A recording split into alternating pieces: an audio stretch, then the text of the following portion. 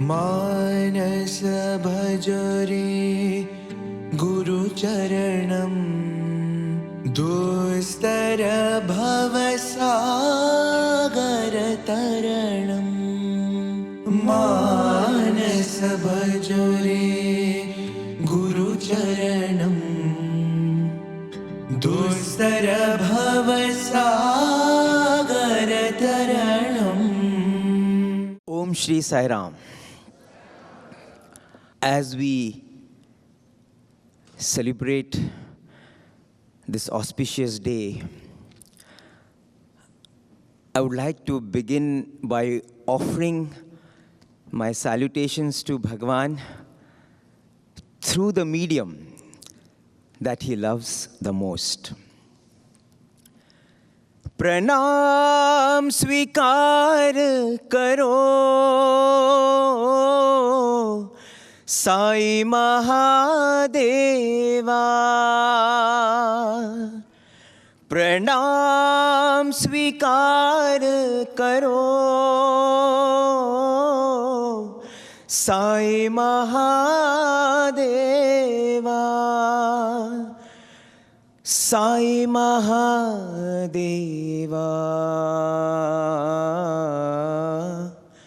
Sai Mahadeva. Sai Mahadeva. Sai Mahadeva.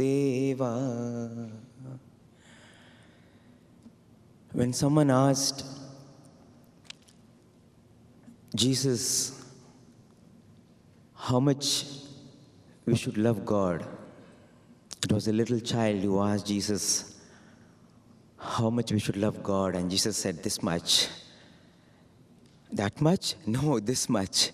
That much? No, this much. That much? No, this much. And they say, as Jesus was explaining how much we should love God, and he just stayed in that position to let the whole world know for all time to come how much we should love God.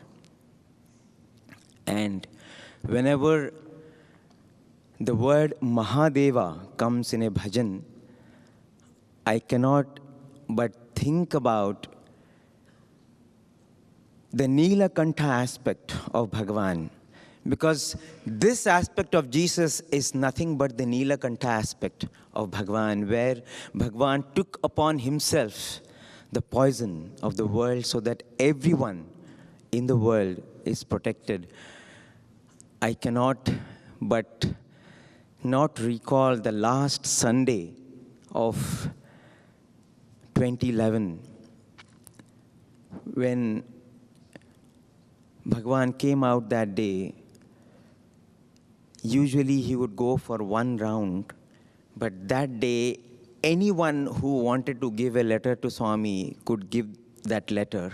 Swami was stopping at every instance and taking letters, blessing the objects that people had. There was a little baby somewhere Swami was blessing. He was throwing vibhuti packets, and he did that for the entire round. And we thought he was coming onto the portico, but the wheels of this car turned and he went for another round. And now there was a lot of rejigging, and now whoever had not the opportunity in the first round, they went in the front. So it was like Swami was just giving himself completely. Anybody who had a letter that day, anybody who wanted anything to be blessed that day had the opportunity. And after that was done, Bhagavan came onto the stage, and that day, generally there would be people with trays for blessings, birthday boys, and it could be 3 boys, 4 boys, 5 boys, and there were some 7, 8 boys. And Swami was, if you saw Swami, he was having so much difficulty in just lifting his hand to bless. But every time he was doing it, the moment he saw another boy ready for the blessing, he said, okay, come. And I vividly recall sitting there, I was feeling, Swami, you've already blessed 10 boys, it is okay. Because he really had a lot of pain. You could see that, it was visible. But Swami wanted to bless. And in fact, the boys were sitting down. He said, okay, fine. But Swami was like, no, come. come. So every time it was a Herculean effort for him to raise his hand and bless, but he was doing it, he was doing it, he was doing it.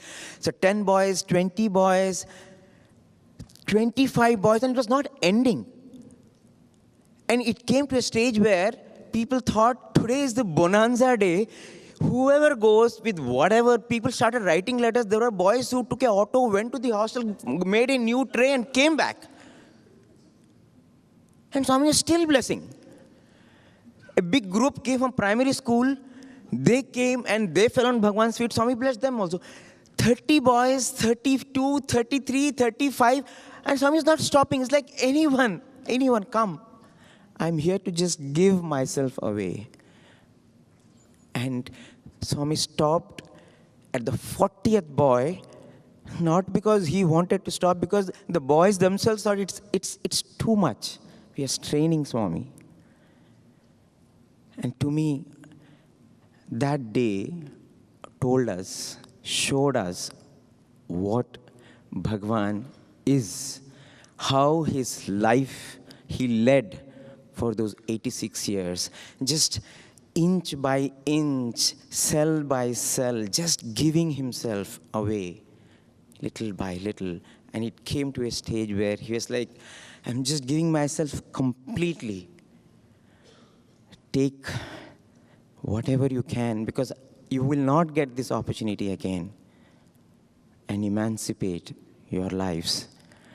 Just like Lord Shiva did, just like Jesus did. And when Bhagavan came, you saw that on that last Sunday.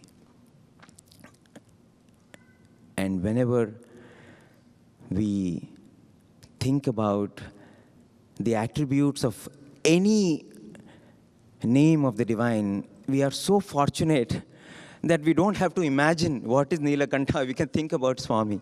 We don't have to imagine what is Keshava, the one with the beautiful crown of hair. We don't have to imagine. Everything is just vivid in front of us. Madhusudana is the one who killed the demon Madhu, who was known for his ego. We don't have to imagine. Everything is just, scenes just play out in front of our eyes, and that is the beauty of having the Lord in our midst. And that is the power of Namasmarana. Bhagavan always said, from morning till night, you should chant. And let's do that. Subah aur sham bol Hari naam.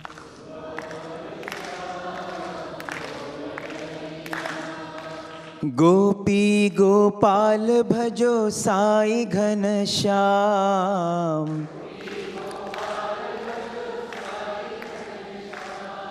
Subah aur sham bol Hari naam. I'm reminded of 1956. Beautiful story of Padma Kasturi ji, the daughter of Professor Kasturi. She was in the family way. It was the 5th month, and she wanted to be in Prashanthi Nilayam. And the reason why she wanted to be in Prashanthi Nilayam and not be in her mother's place, because of something that had happened so beautifully in her previous pregnancy, when she was having the 2nd child. So one day, Bhagavan comes in the dream, and Swami gives her chutney, raw chutney, tamarind chutney to have. And it was a very, very clear dream. And Swami says, don't give it to Ramesh, her first son. Ramesh was standing in the dream next to her. Swami says, you have it.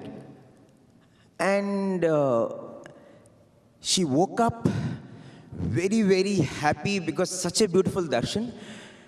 And when she woke up, she actually could feel that taste in her mouth, that taste of that tamarind chutney. And then when she checked, she was stunned, because the skin of the tamarind chutney, the skin of the tamarind was still in her tongue. And she was like, wow. And she immediately called her father. Professor Kasturi was in Karnataka, in Davangere.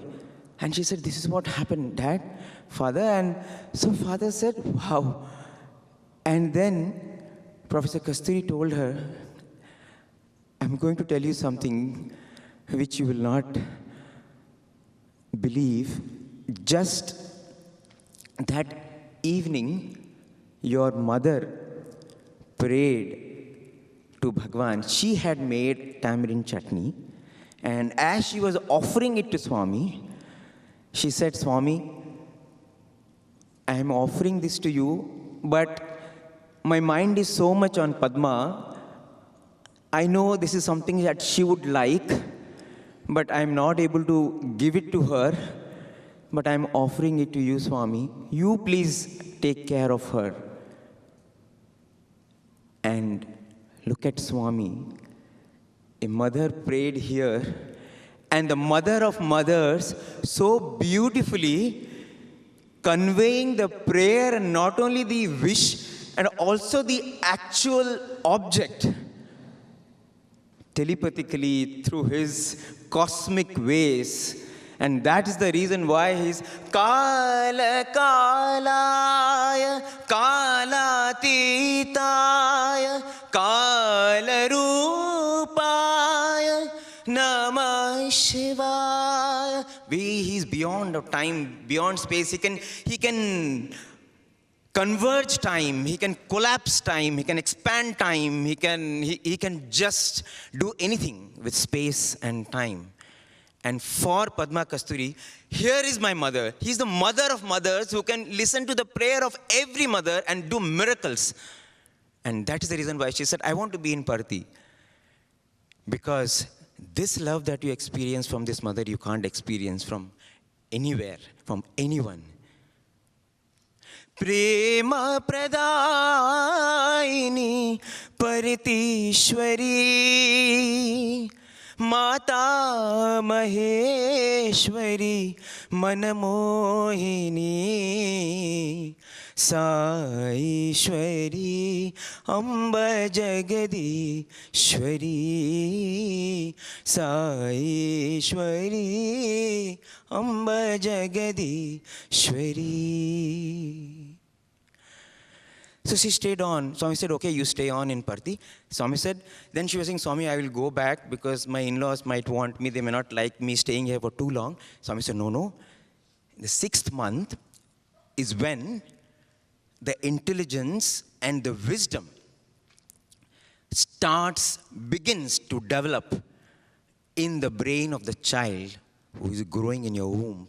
So from 6th month, you should do Namasmarana continuously. And you should be here only. You are not going. Your delivery also will happen in Prashanthi Nilayam. From today, spend your time only in Namasmarana. And as Bhagavan had blessed her, she continued to stay from her 5th month onwards. And the day before Ram Navami, she started experiencing pain, and her mother rushed to Swami, and that night Swami immediately created vibhuti, put it in water, and Swami said, you give it to her to drink. And she drank that water, and the pain subsided. And the next morning, 10 o'clock, Swami comes to the hospital, and Swami say, how are you? And she said, Swami, after you gave that prasadam, the pain just went away. Swami said, see, yesterday was Ashtami, so I did not want the child to be born. Already you are having enough problems. I want the child to be born on Navami. Today is Rama Navami. Your child will be born today. And then Swami had made all the arrangements. And so they were expecting it to happen in the afternoon. And Swami called all the devotees and he said, come, let's go to Chitravati. So even the doctors, the midwife, everyone, Swami took them to Chitravati. And here Kasturi's Padma's mother was so worried, if anything happens, there is no one. Swami told all the doctors, nothing is going to happen till I return from Chitravati, so don't worry, just come. So everyone goes to Chitravati, and Swami creates Rama, Lakshmana, Sita statues there, and then Swami creates Amrita, and Swami distributes to everyone, and they all come back, and here Padma's mother is so tensed, and after Swami comes back, she rushes to Swami and says, Swami, she's feeling uncomfortable. Swami again creates Vibhuti, and Swami gives it to her. Swami says, I am coming. And Swami comes to the hospital, and first thing Swami tells Padma, hey, Padma, when you have pain, why do you say Amma, Amma? Swami, and there's so much pain.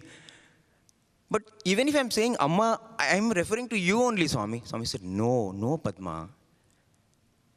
When you have pain, say Sairam. Swami says, if you have pain, say Sairam. Don't utter any other word. And then Swami gives the prasadam to her. Swami just goes out of the room, and in few minutes, she shouts, Sairam, Sairam, Sairam. And the new child is born. And later, Swami comes to the hospital the next day, and Swami says, you know, how blessed is this child. For the sake of this child, I postponed the delivery, and that day there was a procession going on. I had such lovely moments on that day, because it was a Ram Navami day. There was a celebration going on. There was a band going on. I rearranged the universe so that this child that is born to you is born in an auspicious time. And then when she asked Swami, you should name the child, Swami said, you should name the child Raja Ram. And immediately Padma said, Swami, but you're not there in it. And instantly Swami said, is that not my name? We always expect that if it is Sai Rajaram, if it is Sai Gayatri, if it is Sai Krishna, then only it is Swami name. And immediately Swami says, is that not my name? Ram Ram Jaya Raja Ram, Ram Ram Jaya Sita Ram.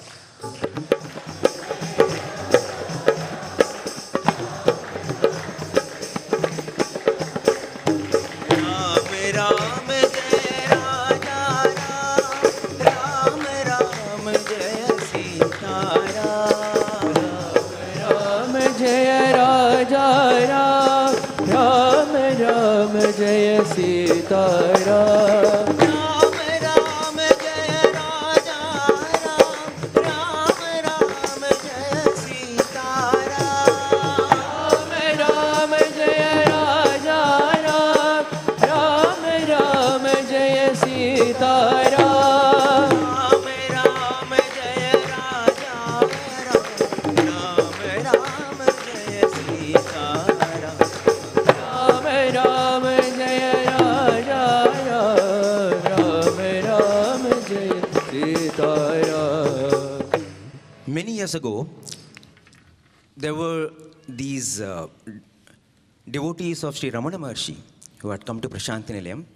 They were only Tamil speaking, and so there was this old lady, Namagiri Amma, who was in Prashanthi Nilayam. She understood Tamil, so these devotees went to her, and they said, you know, we have come from Ramana Ashram.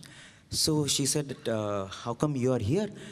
And they said, no, Ramana Maharshi Bhagavan, he's not feeling well.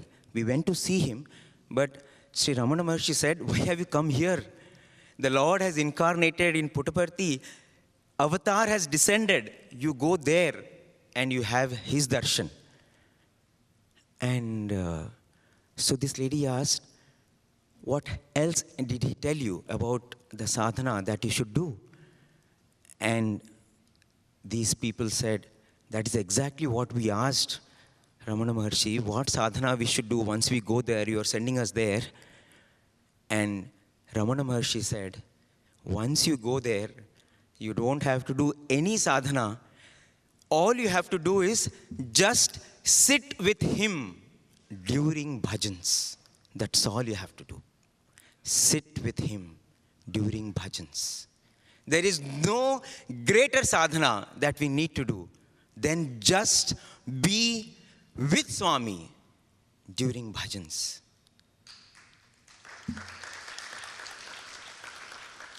Sai Om, Sai Om, Sai Om.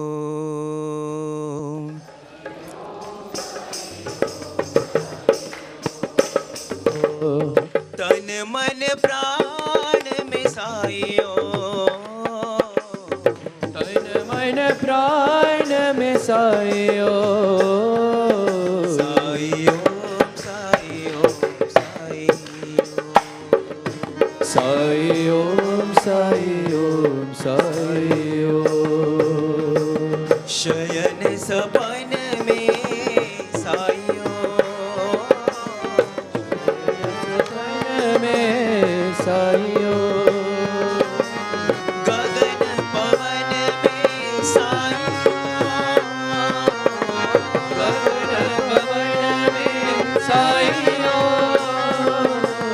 Shayan sapan mein Sai Sapan mein Sai Om. Nayan nayan mein Sai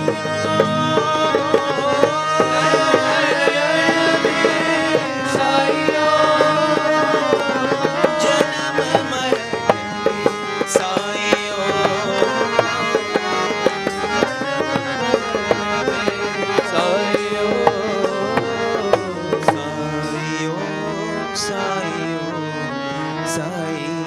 If you just think about this bhajan, we are just describing Bhagavan as the one who's pervading everything, right from the beginning, right from Om. Everything in the world is Sai Om. Everything in the world is Sai. In your Shayana Sapaname, in your dreams, He's the one. Gagana Pavaname, in the oceans, in the sea, in the land, in the animals, in the kangaroos, in the koala bears. It is only Him. Look anywhere, it is only Him. If you want to know, as I say, if you want to know how to sleep, you're not getting sleep, look at the koala bear. You'll just look at the koala bear and you can sleep. And dream of Swami. So blissfully the koala bear sleeps. But all I'm trying to say is, every bhajan is just a Veda. Every bhajan to me is an encapsulation of his message, because every word is so potent and every word brings vividly his glory to your eyes. Janama maraname Sai Om. Every birth is Him, every death is Him, everything is Him. That is the beauty of Sai Bhajans, and that's the reason why we don't need to go beyond bhajans. That's why he said, just do bhajans, be with Swami during bhajans, and you have done all the sadhana.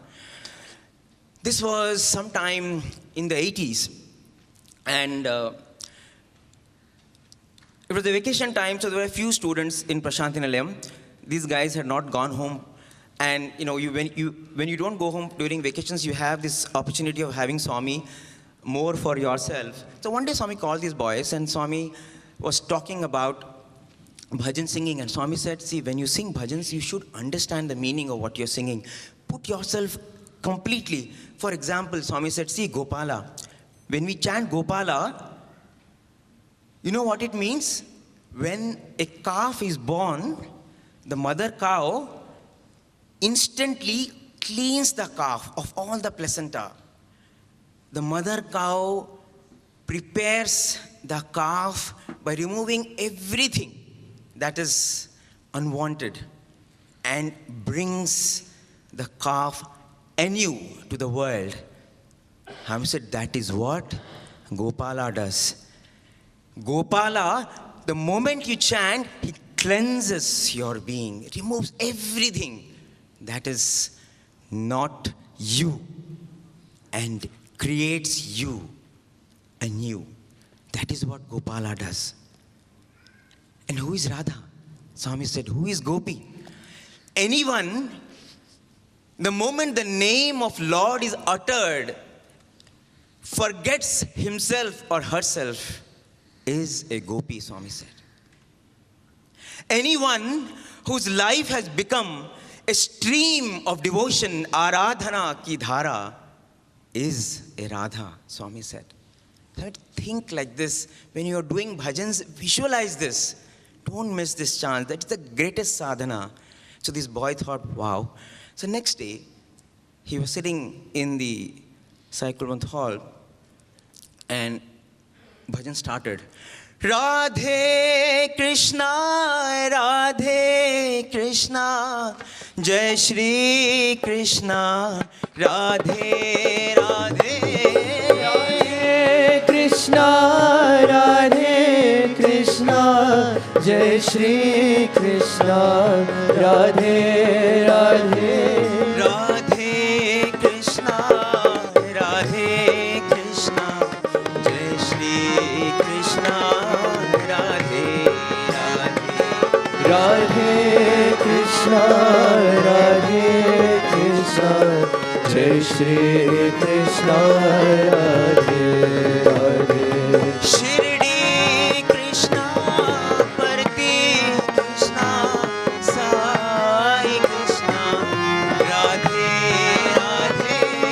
Shri Krishna, Parti Krishna, Sai Krishna, Radhe Radhe.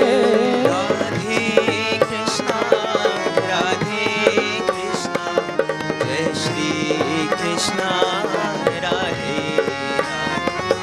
Radhe Krishna, Radhe Krishna, Jai Shri Krishna, Radhe Radhe. So this bhajan was going on, and he was just imagining.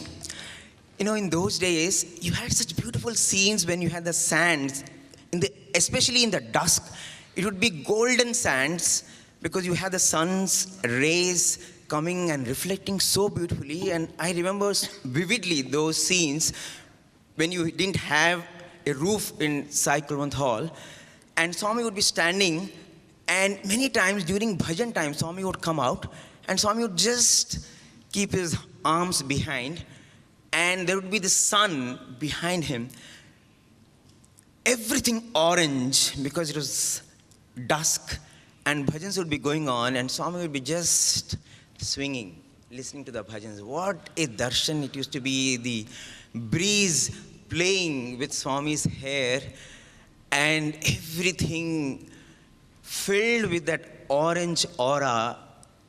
You don't know whether to open your eyes or close your eyes because you want to see, and you want to close your eyes because you want to imprint that in your mind, because the moment you close your eyes, you want to only visualize that. And so this boy, Bhagavan had gone, so this bhajan was going on, and he was just visualizing this, and he was lost.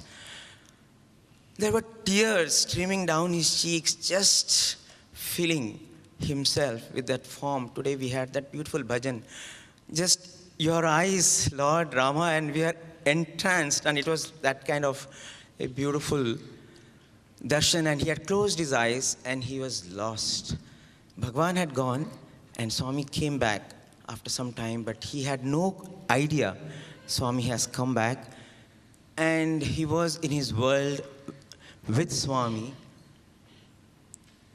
Swami alighted from the car. He had no idea. Swami started walking towards him. He had no clue. Swami was standing right in front of him. Still he was lost with his inner Swami. And then someone came and tapped him. Swami, Swami, stand. So he just opened his eyes, and he was stunned, shocked. And he didn't know how to react because, what he was seeing inside, now he saw outside. And Swami, reflecting what he was seeing inside, stood like that, and Swami also was doing the same.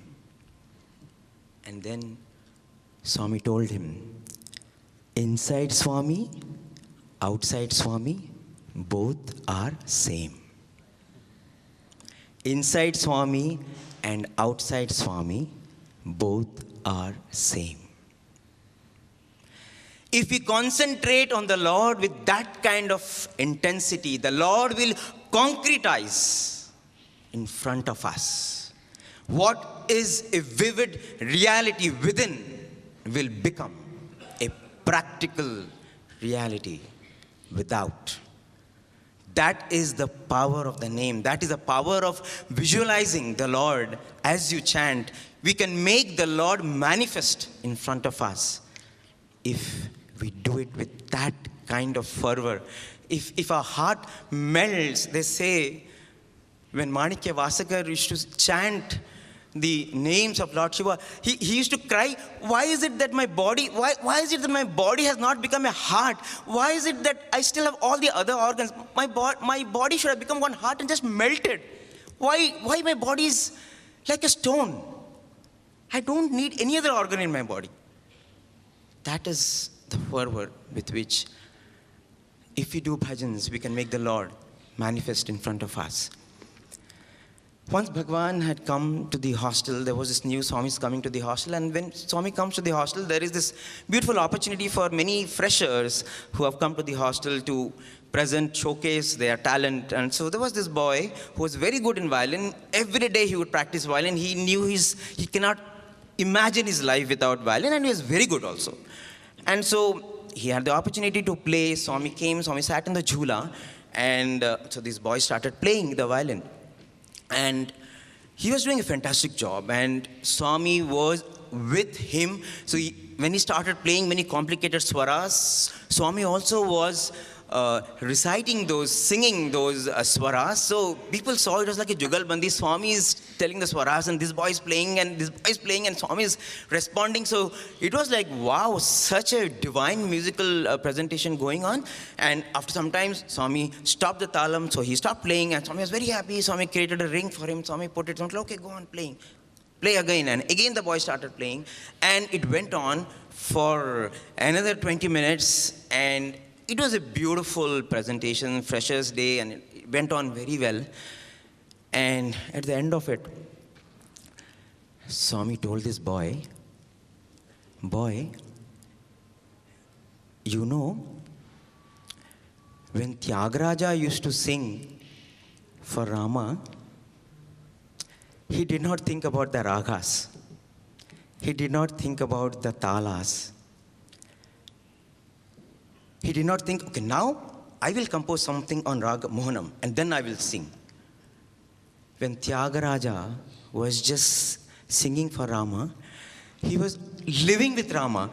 The songs just happened automatically. The songs just happened because there was no other way to express. He was sleeping with Rama, he was eating with Rama, he was moving with Rama, he was dining with Rama, he was playing with Rama, and that's how the songs came about.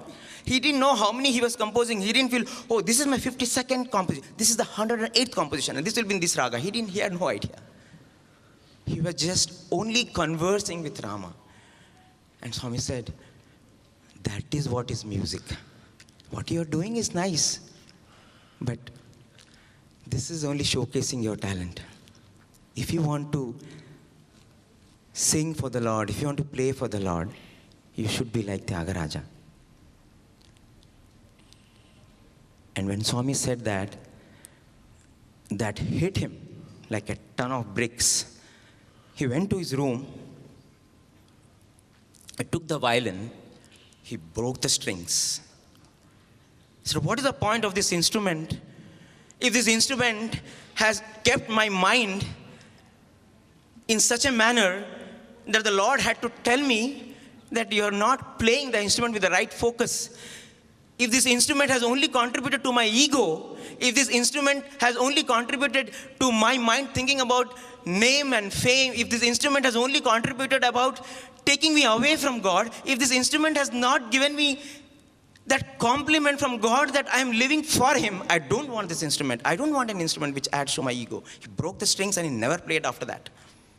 It was difficult for him because he cannot, for him, playing violin every day was like breathing. If he cannot play, he would have these withdrawal symptoms. But it was very difficult. But he said, I don't want. If he's taking me away from God, I don't want that talent. And he didn't play the violin. Many years later, it was Bhagavan's birthday.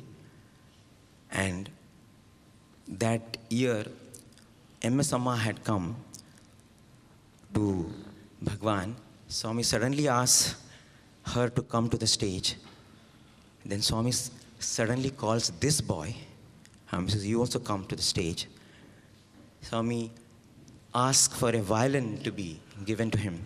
And Swami says, play now. No matter what, We should chant his name, yes.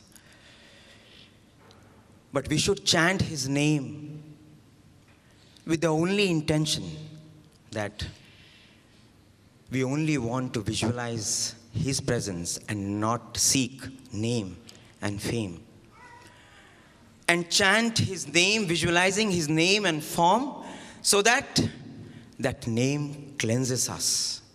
Because only when the ego goes, our soul soars. Only when the ego goes, our soul soars. And that is the whole purpose of Namasmarana. Oh my soul, do you not know? Have you not heard?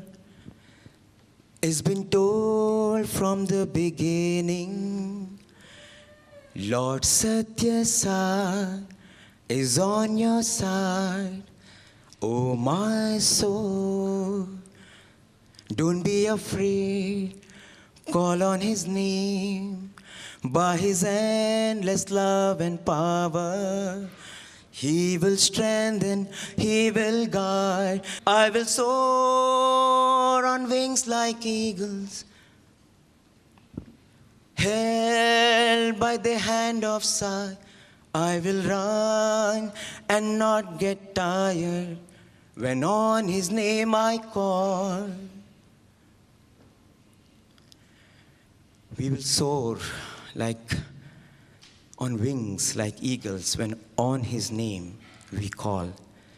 Before I end, I want to share 3 beautiful tips that I gathered as I was reading and contemplating on Namasmarana. Tip 1. Swami says,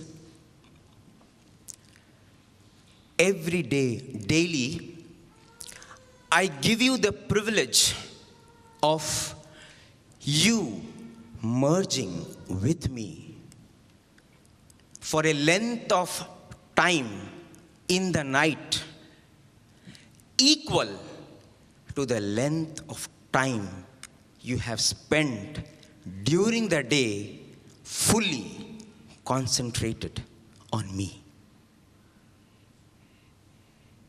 I will repeat it. Every day, I will give you the privilege of you merging with me for a length of time in the night equal to the length of time during the day you have spent fully concentrated on me. And Swami says you will know it. Because when you wake up that morning, you will be refreshed.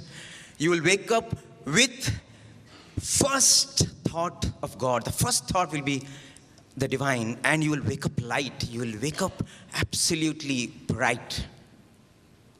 Then you know that in the night you were with me. Tip 2. Swami says, when you do the sadhanas in the morning, japa, dhyana, namasmarana, Swami said, I open an account with me. Whatever sadhana you do in the morning, that I keep it in a recurring deposit. And whatever sadhana you do during the day, that I keep it in a savings deposit. The recurring deposit that you create, I will use that deposit only for your spiritual growth. I will use little by little for your spiritual upliftment. And whatever is there in your savings deposit, when you have worldly issues, I will use this for your worldly problems. Create that account. Let's help Swami by creating this recurring deposit, these savings bank deposit with him. And tip 3, Swami said, when you have seeds sown into the soil of a thorny plant, obviously it will grow only into a thorny plant, and same for a fruit-bearing tree. You cannot have, as Auntie Karuna was mentioning, you cannot have a fruit-bearing tree from the seed of a thorny plant. But then, Swami, how do I deal with my past karma? I have so many sanchita karma, prarabdha karma, all these karmas are there. Will Namasmana not help me? And Swami says, yes, it will help. It is like when you have, at the end of your financial year, when you have to give taxes to the government, there are so many ways how you can get reductions from your taxes. In India, you can put your money in a particular investment, you can do charity, you can contribute to so many causes, you can put in a particular kind of insurance. So there are so many deductions that are possible. As Swami said, in the same way, whatever is your karma, once you do this sadhana, once you do this japa, once you do this namasmana, I will keep seeing what are the deductions that can be made. Every time you do something sincerely, diligently, with passion and love for me, I will use all this to deduct. And in the end, you will have very little to pay.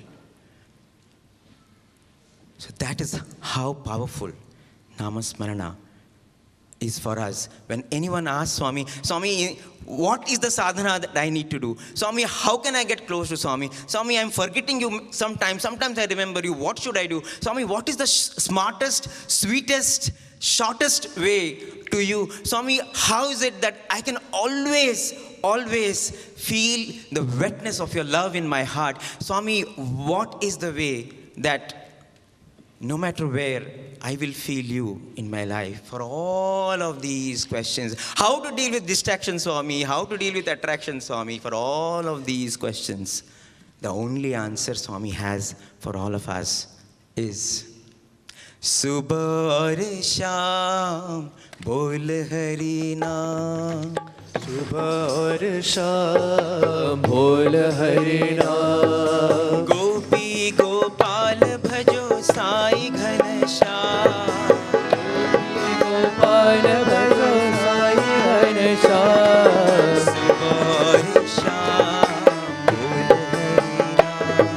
Subah aur Sham bol Hari Naam.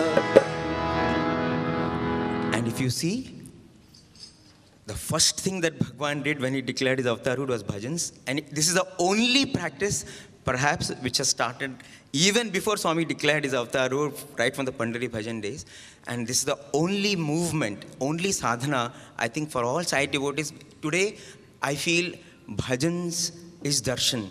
Bhajans is meditation, because during bhajans you feel his presence, we feel his darshan. During bhajans we can do dhyana.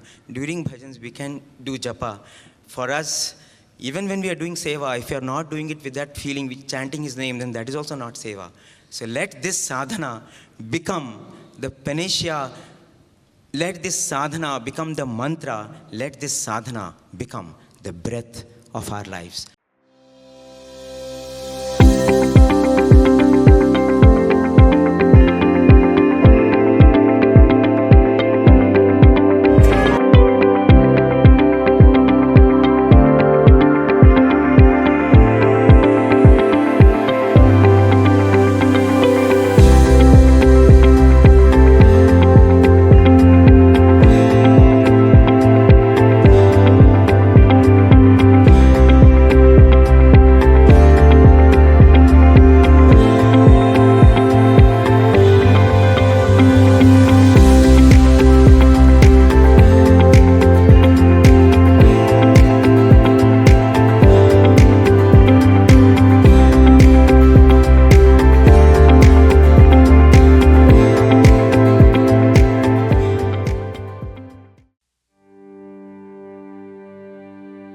Manasa Bhajare Guru Charanam.